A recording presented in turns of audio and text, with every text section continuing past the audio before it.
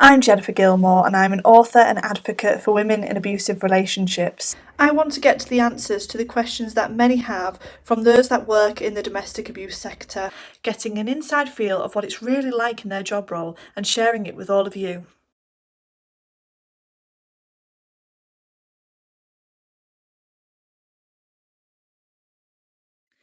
Hi everyone, welcome to the #Abuse Talk podcast. I am so delighted today to have Lucy Burgess and Sarah Oakley with me from the Brave Bird Club.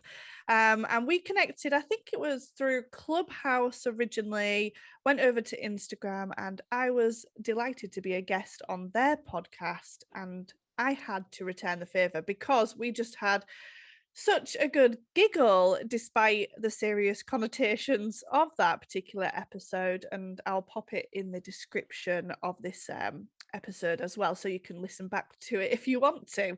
Anyway, Lucy, Sarah, hi, welcome. Thank you for having us.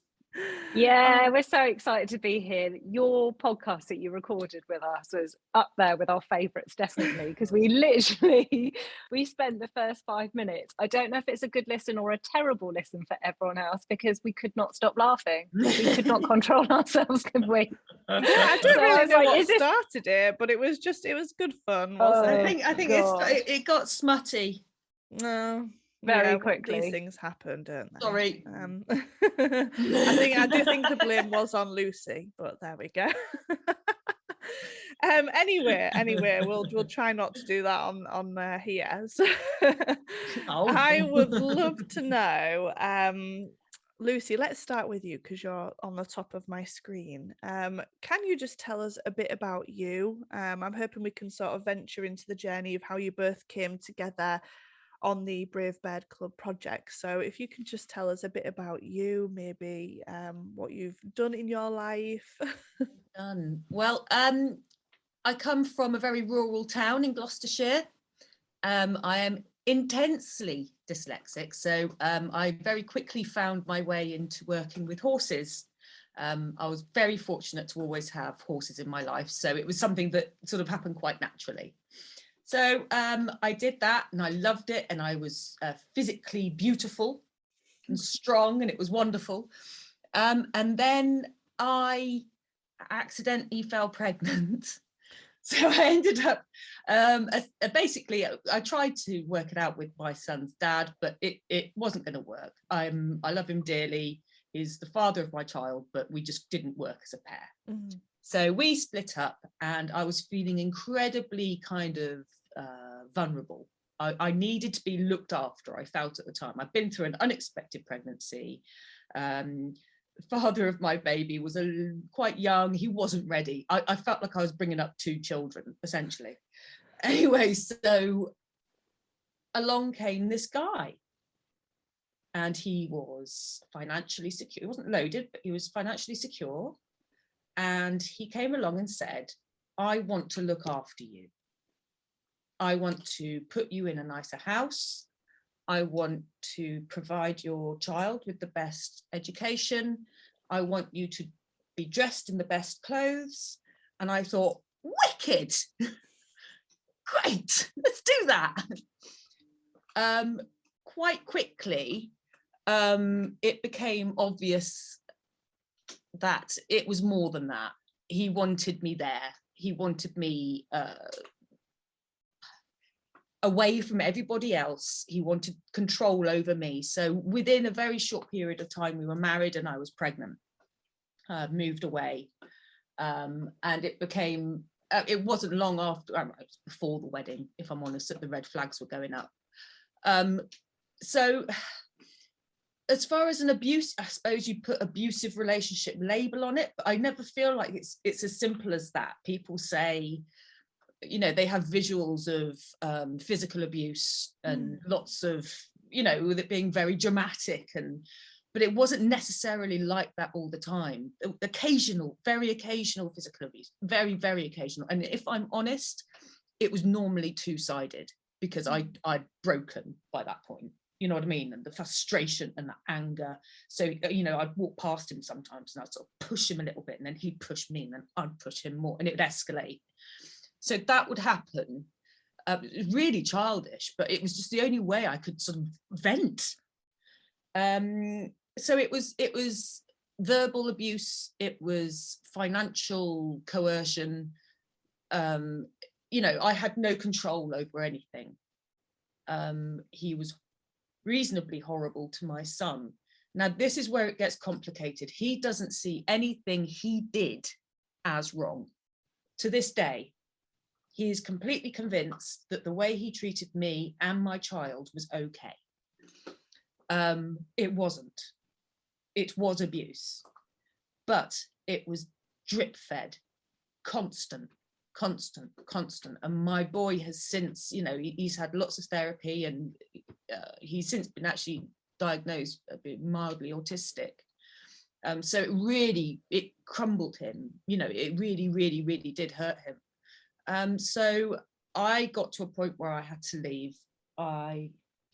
Sarah and I weren't allowed to talk to each other. Sarah was a threat. Not only were Sarah and I close, we've been close for a long time, our whole lives, since, you know, for a very long time. And also Sarah's husband is successful, and he hated that. He hated the fact that Sarah's husband was successful, she was living this life, and I was her friend, and she was a threat. So we weren't allowed. He made it very difficult. He never actually said, you are not allowed, but he did everything he could to make it difficult. So one day I said to Sarah, I sent her a message saying, I need to go out, I need to get out, what do I do? And Sarah basically just said, what would you say to me? And I said, I think it was big girl pants, wasn't it? I think I said big girl pants. I put my big girl pants, brave pants on, and get out. And within days I'd done it. So that's what sparked Sarah into thinking, well, how can this become something for good, I suppose? How can this become, how can this be helpful to others? How can we support others? And obviously there's so many ways we can, but that's kind of, I think Sarah felt the need to support at that point, as we all do when we hear a friend who's in need. And that just stayed with her, and that's how it's kind of happened. Oh, what, you know, I'm so sorry to hear about, you know, your experiences, and I've heard some of that before, because we share a similar kind of journey. But the fact that you've then brought good from it, and that you've had that friendship to be able to support you, is just everything. Because I think we underestimate our friends, don't we, at times? Like, we don't want to burden them, we don't want to put that on them. Sometimes when you're in that abusive relationship, you lose everyone. Friends maybe get fed up of hearing the same thing over and over again, and you not making that decision to just finally leave. But when you've got somebody who's there with you no matter what, that true friendship, it really makes a difference. And they're the ones that stay around, don't they, through everything. It's the ones that listen to the silence. It's the ones that say, okay, you're not contacting me, you're not replying to me, but I'm still here. Yeah. And it's knowing that. And that's, you know, I don't necessarily need or want a constant check-in. Yeah. But knowing that I have that support there when I'm able to ask for it is absolutely vital. Absolutely vital. And that, yeah, it's almost like our job as friends to do that. Is there a change of behaviour? Is there, what are you missing? You know, you can tell that when you're in an abusive relationship, you do change. You don't just stay the same person when you enter that relationship to when you actually leave that relationship. Right. So it is looking for that, isn't it? Sarah, I would love to hear sort of your side of the experiences then, as to lead up to Brave Bird Club then. What was it like supporting Lucy through that experience? You know, one time like plays out in my mind. It's when we went out for lunch. Do you remember this, Lucy? And it was my parents there, and I think it was my kids, and they were really young, or maybe just Sonny while he was young. Yeah. And you managed to sneak out and meet us for lunch, or for some reason, I don't know whether you told him or you didn't, but we weren't in contact, but for some reason you could make that lunch on that day. I do. And you turned up, and I was just like, what the hell has happened to her? Because Lucy is the most sparky, hilarious, quick-witted, loudmouth, pure, awesome chick, right? She goes in the room, she's just amazing. And she walked in and it was like this personality had just been sucked out. You know, I think you can probably relate to this, Jen, or people who are listening, like your eyes look different. You just look really sad. And I was like, oh God, you know, this is bad. You know, I want my friend back. So, I mean, in a way, I mean, it was easy for me just to say I'm here, because obviously I was totally there, and all I was dying for was that message to come through, which it finally did, for her saying she's going to leave him. And then when she did take that decision, put her brave pants on and do it, I just had so much admiration, because I know how difficult that is. Because it wasn't just that it was difficult to leave a partner, it's difficult to leave a partner when so much of you has been stolen by them, because you don't have the resources left. So that's why it's so brave, and that's why it like struck such a chord with me. And I guess when we speak about bravery, we recognize that just women and people are just brave in so many different situations in their life, and we're all going to have times. Escaping from a toxic partner is certainly one of them, which you have to be incredibly brave, but there are so many situations come into your life that you have to be brave. And I suppose I'd sort of changed around my personality, become a lot less selfish, because over the years while Lucy was struggling, I was struggling too, because my husband got ME/CFS really severely. So he was literally in a dark room, and I'd sort of feed him and care for him. He couldn't mix with our kids. He couldn't do the simplest of tasks. You know, he couldn't like hold conversations. He was so ill for literally 2 years. And my house just became this really sad place that I didn't feel like, and I was in this sad place thinking I was failing, looking down on myself. And like, I guess that's when I discovered an essence of bravery in myself, in the way I managed to cope with that and accept that. So then when I saw Lucy do it too, it just sparked something where I was like, I want to get out there. I want to support people. And I can see that in times when things are really difficult, what we need is bravery. And the thing is, when Lucy and I speak of bravery, we're taking away any of that, oh, we have to do something that everyone claps and it's really public, like an athlete, right, who wins this race and everyone's like, oh, they train so hard, they did so well. But yes, I'm not detracted from that. That discipline is incredible. But what the chord that we feel we have a position in are those everyday heroes that are being brave behind closed doors. So that's why we're both in the position now. My husband's a little bit better. He's still very ill, but he's better to the extent where I have energy, and it's not all, I don't have to be so physically, he doesn't have to be so physically dependent on me. So I have a new energy, and I was like, this energy has to go to a purpose. And Lucy was just, what Lucy did was, and us always getting on so well, having such good vibes together, and just wanting to get out there and do something. And the pants were just something physical to show what we were all about. You can put on your brave pants psychologically. You don't need to purchase our pants. Of course, we'd love it if you do, but it's more, we hope as a result of everything that we do, you find bravery and support. And if that's in the pants, fantastic. If it's not, it's in the metaphorical pants, Yeah, and I've got a pair here that I'm going to be modelling at some point. So thank you for sending them through. Oh yeah, I've got mine on. Hang on, I've got. Oh, and Alan's here. Oh wow, look at that. Hang on, I should hold mine up. Then we've got a. Ta-da! So I've just given myself a terrible front wedgie. Hang on. Of course you have. I have a bit as well, actually. Well, there you go. Let's talk Rearrange about your flaps and get on with it. The pants. Like, I absolutely love the fact that it was this story behind it. And you're right, it does take an immense amount of bravery to come out of an abusive relationship, an immense amount of bravery to do certain things in life. Obviously, that I've just come out. Yay! I've said it now on the podcast, but there are so many different things that happen in our lives, and people just dumb it down, don't they? Just to that is life. But it's not. It's a choice. You have to be brave. You have to have courage. You have to make those really difficult decisions, and that's not easy.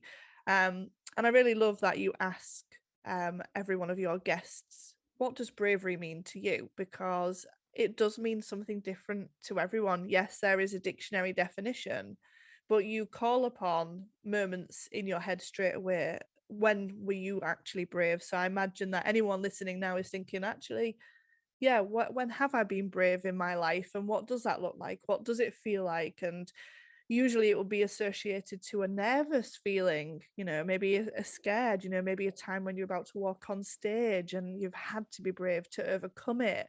So it's really quite interesting that I didn't really quite know the full extent of that backstory. So it's been really nice to listen to. Let's talk about said pants, because of course we need to talk about them. Tell me about how they've actually got to a point of a physical product and pant. Who was the person behind this, and Sarah. what was the designing, and tell me more about that journey.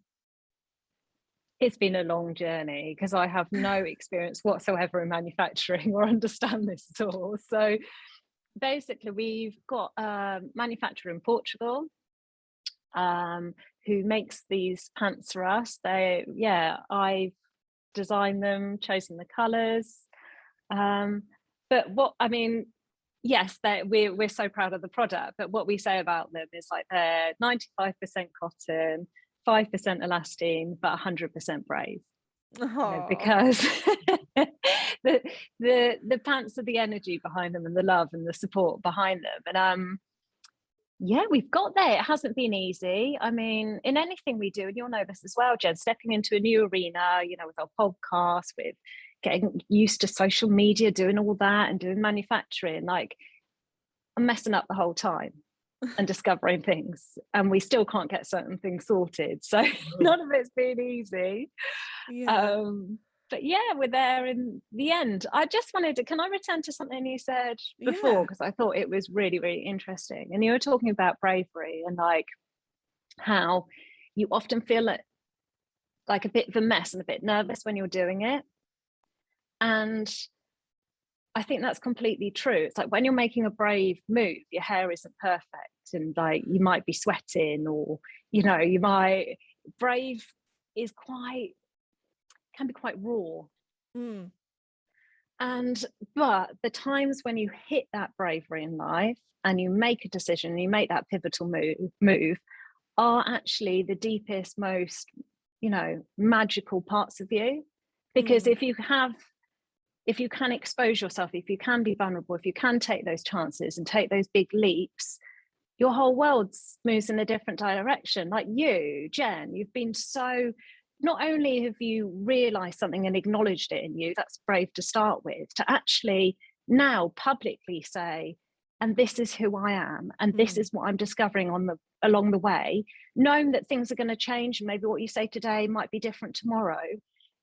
That is really, that's wonderful. And I think that's why it's so magical, because people will really, myself included, be in awe of that. So we hope to encourage other people, support other people to find that for them at different stages. And also recognizing that bravery can be a bit of an afterthought. Bravery, as Sarah just said, can feel shit. It can feel anxious. It can feel frightening. It can feel all of the things above. But what we are really, really keen to sort of shout about is that, one, it comes in all forms. Two, it feels different for everybody. And three, embrace it, recognize it when it's done, often looking back on it. Because when I left, when I grabbed my toothbrush and my knickers and my son and ran out the door, I had to choose between my son and my daughter. But I knew my daughter was safe.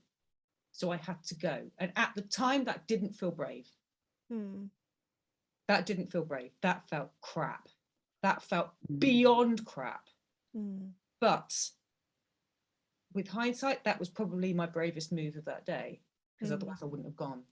And I can relate to what you're saying there. So from my part of my journey, it was just before Christmas, and we'd separated and lived in the same house for 3 months.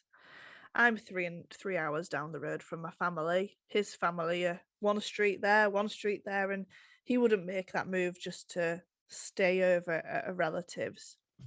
And it was a week before Christmas, and he'd said if I don't pay him X amount of money, he's going to throw me out. And the day came, and he did. And I thought I was taking my 2 children, and I didn't. And I went into a shared accommodation for about 6 weeks. I had 6 weeks without my children.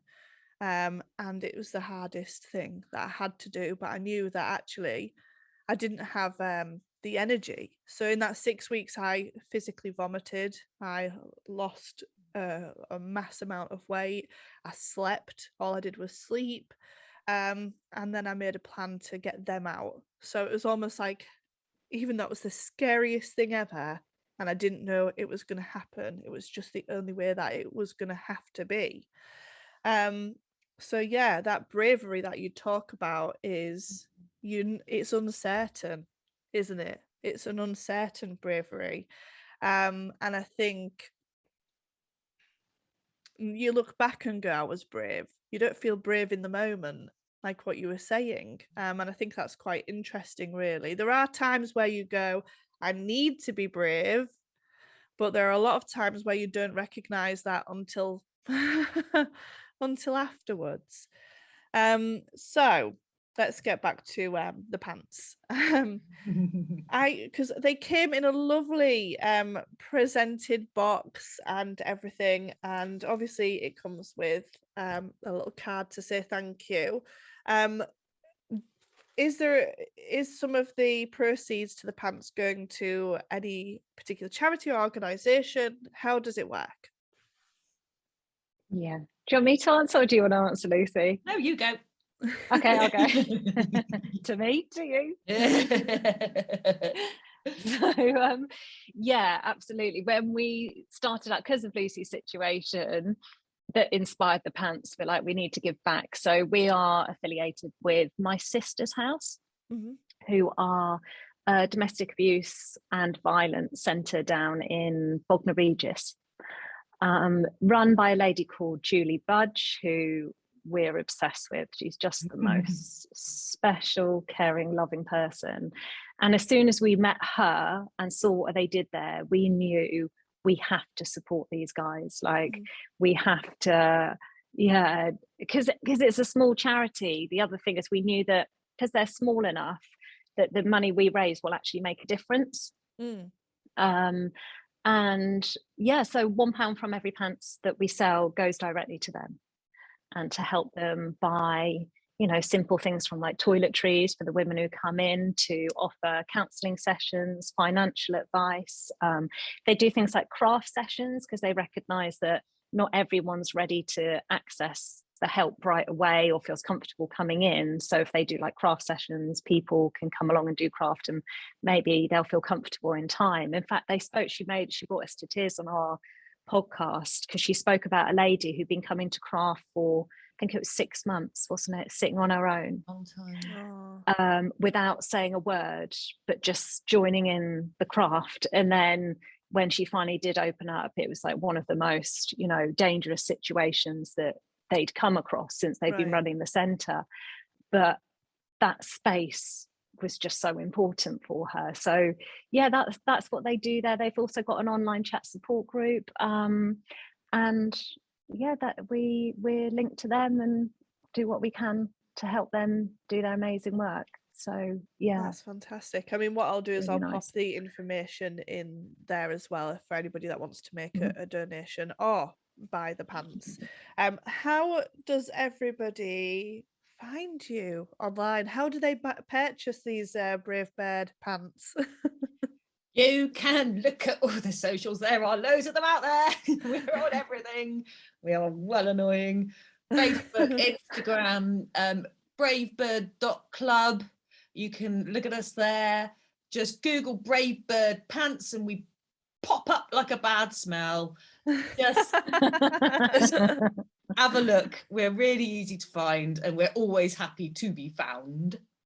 Yes, and I think that our last point as well, because I'll pop all the links in the description for anybody that wants to find you. It's just one click away, make it nice and easy. But you've been in a couple of publications and things I've seen recently. Do you want to mention anything in particular? Absolutely. Well, the first funny thing is that Lucy got us some press today that's just come out in a local paper, which is awesome. It's called me Sally. It always happens, doesn't it? Yeah, it's like, so funny. I will go by the name Sally from now on. This clearly brings us good luck. I mean, something that's really helped us get press is that one of our supporters is Dame Julie Walters. And she gave us a video of her wearing the pants, which literally made us pee our pants with excitement. I cried. I actually cried. I think I did as well, because we were just so chuffed to be acknowledged by someone that we look up to. Yeah. You know, in her professional life, she's brave. In her personal life, she's brave. As a person, she's, you know, caring and cool and just, yeah. So that she wears our pants, and you can see a video of her talking about wearing her pants on our socials. Our connection with her, she's the patron of my sister's house. Oh, wow. Her charity. So that's how that came about. And again, the magical Julie Bud, she runs the centre, kind of put us in touch. Yeah. Oh, I think other people we've put out loads in the post to different women we admire, actually. And we're seeing whether they start appearing on the internet. We've had some quite big names say they'll wear them, but it's really interesting with this whole kind of influence. I wouldn't say we're picking influencers, we're picking women who inspire us, you know, seeing if they see a connection. But it'd be interesting to see whether they put on our pants or not. We hope that they do, obviously, to bring this awareness for bravery. Hopefully they do. Yeah. And you know, and just your message alone and the story behind it, you know, it's important, isn't it, to our younger generation as well, to know that it's actually a good thing to be brave and to make those decisions, choices, and put those pants on, I guess. Yeah, and I think as well, like, one thing that I think is important in this is that we try and always remember, because Lucy and I are in a sort of better position, right? We're able to do this now, and in earlier parts of our life we wouldn't. And we always try and remember, and just for anyone who's listening now, what it actually feels like when you've kind of lost all hope. You actually feel like you might be listening to this saying, like, I don't know, I'm not brave, I can't be brave, this situation's so bloody hard. And like, I really recognize and acknowledge that. And I suppose then the message becomes like, if that's what it's like for you right now, you don't have to move yet, you don't have to do anything yet, even just to associate or to tell people or to mix or start sharing your story, or even just watching other people who are being brave is really powerful in itself. So there's no rush on this. There's like, bravery still it being hard and you coping every day. It doesn't have to be the move at the end, but to help you get there, you know, just to be part of a community, wherever that is, find your friendship, find your hope, place you can express yourself, is a beautiful path to go, and we think really, really helps because of our situations and what helped us. So yeah, there is always hope. I always like to say that, make sure I get that, you know, I think that's important. Podcasts like this, it's so important. There is, because, you know, things can get really hard, life can be really painful every day. So you know, Lucy, what you were saying, you were brave every single day you were in that relationship just to get to the end of the day, you know. Yes. For people that are suffering with mental health illnesses, they're brave every single day for getting through to the end of the day. So yeah, I actually really agree with you there, that bravery is in our everyday lives at times. So yeah, and it's okay to, you know, choose a moment when we have to take that bigger step. It doesn't mean that we're not brave in the moment. So no, thank you for sharing that. What a lovely way to end the podcast, really. I want to thank you both for joining me. It's been lovely to hear your story, and for you to share with us about that journey and what that means to you, and what an inspiring couple of people that have come together through friendship and through that situation to create this project. And I hope it soars. And I've been watching on Instagram mainly. I've seen you pop up on TikTok, and I'll be continuing to follow your journey as well. So thank you so much once again. Thank you, Jen. Oh, thank you so, and we cannot wait to see you with the pants. It's coming. Oh no, thank you so much to have on. And you know, since the start, when I first met you and just watching the journey you're on and all you do to support other people, yeah, we really acknowledge you for that and thank you for that. Because, and also you just sat here saying like, I want to see you guys flourish. I think in life, like, we want the same for you, and those circles are so brilliant and important because they're gonna help, aren't they? Yeah, I mean, you know, there are certain circles you can be in, and they together. don't. We stand together, I pop mean, our arm around each other. You know, one of the things I always say is together we're louder. Usually I end all of my podcast episodes, you know, together we're louder. I know we hear together we're stronger, but there's only so much one person can do saying, you know, if I'm there just saying one thing, who's going to hear me? But if thousands and thousands of people say it at the same time, then we're going to be heard, right? So it is about standing together and trying to raise awareness for one another as well. So yeah, together we're braver. Yes, aren't we? Louder, stronger, everything. Braver.